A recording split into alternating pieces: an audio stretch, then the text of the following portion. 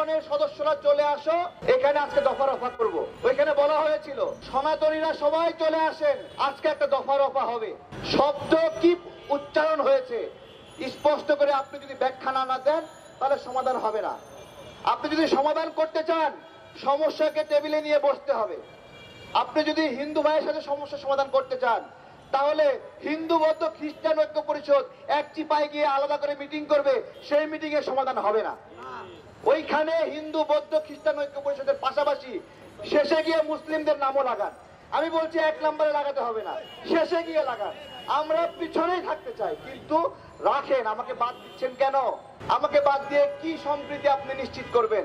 সার্বভৌমত্ব আন্দোলনের আজকে যে সম্প্রীতি সমাবেশ, ছোট্ট কথা বলি, আজকে থেকে এখন থেকে এই প্রোগ্রামের যিনি আজকে সভাপতিত্ব করছেন, অনুরোধ করব সাংগঠনিকভাবে বলবেন হিন্দু বৌদ্ধ খ্রিস্টান ঐক্য পরিষদকে নিষিদ্ধ করা হলো এবং নতুন করে যাত্রা শুরু হবে হিন্দু বৌদ্ধ খ্রিস্টান মুসলিম ঐক্য পরিষদ।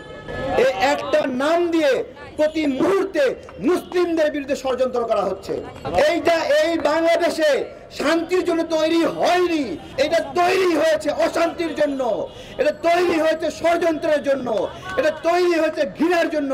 তাই আজকে থেকে হিন্দু বৌদ্ধ খ্রিস্টান ঐক্য পরিষদকে নিষিদ্ধ করা হোক এবং হিন্দু বৌদ্ধ খ্রিস্টান ঐক্য মুসলিম ঐক্য পরিষদকে যাত্রা শুরু করা হোক।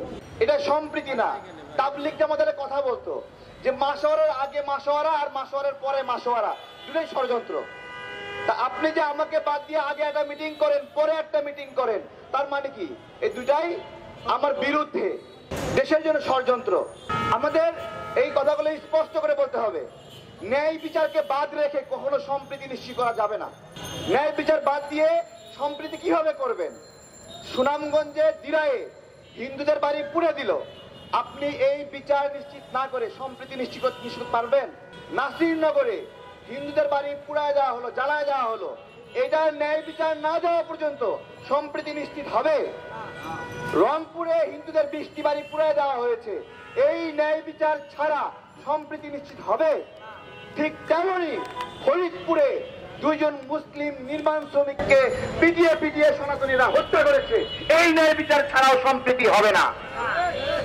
চট্টগ্রামে কুপিয়ে কুপিয়ে একজন মুসলিম নাগরিককে হত্যা করেছে, সেই বিচার ছাড়াও সম্প্রীতি হবে না। এইখানে কিছু কিছু সুশীলরা আছে, তারা সঠিক সমস্যা আইডেন্টিফাই করতে চায় না। বলে 2 পক্ষের মারামারি, 2 পক্ষের সংঘাত। কিসের 2 পক্ষের সংঘাত? বলেন না হিন্দু মুসলিমের মারামারি হয়েছে, বলেন। এইটা বললেই না আপনি সঠিক সমস্যা সমাধান হবে, আলোচনায় আসবে। আপনারা আলোচনা এড়ায় যান, আলোচনা এড়ায় যান। কমিউনিটি ক্রাইমকে অবশ্যই কমিউনিটি ক্রাইম হিসেবে ধরতে হবে। আপনি যদি কমিউনিটি ক্রাইমকে এড়িয়ে যান, যে দুষ্কৃতীরা হত্যা করেছে, দুষ্কৃতীরা হামলা করেছে, এই দুষ্কৃতির কোনো মা বাপ নাই, এদের জীবনে খুঁজে পাওয়া যাবে না।